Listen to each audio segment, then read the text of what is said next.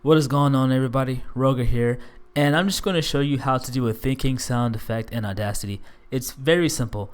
Okay, so here's a line that a voice actor does for Goku in my fanmate series Dragon Ball Aftermath. Here's what it sounds like regularly. Damn, I can already feel it. I don't know how long I can keep this up.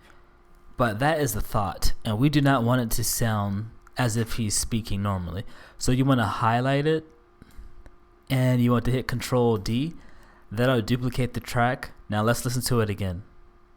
Damn, I can already feel it. I don't know how long I can keep this up.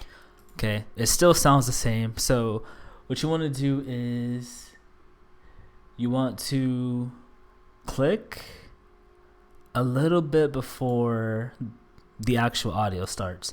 And you want to go to Generate, Silence.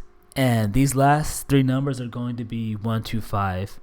And you hit OK. As you can see, it pushes it back just a little bit. And let's play it now. Damn, I can already feel it. I don't know how long I can keep this up. As you can see, it sounds different, but it sounds kind of sloppy. So what you want to do is you want to turn down the gain.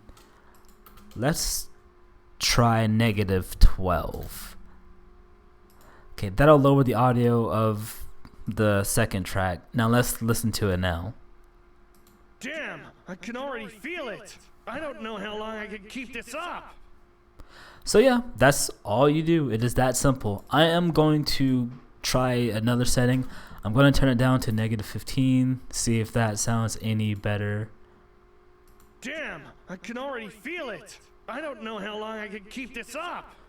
Alright, and that's it. So remember, highlight, Control D to duplicate, click a little bit before the audio starts on the second track, generate, silence, make sure that these last three digits are 1, 2, 5, and then you want to turn down the audio a little bit.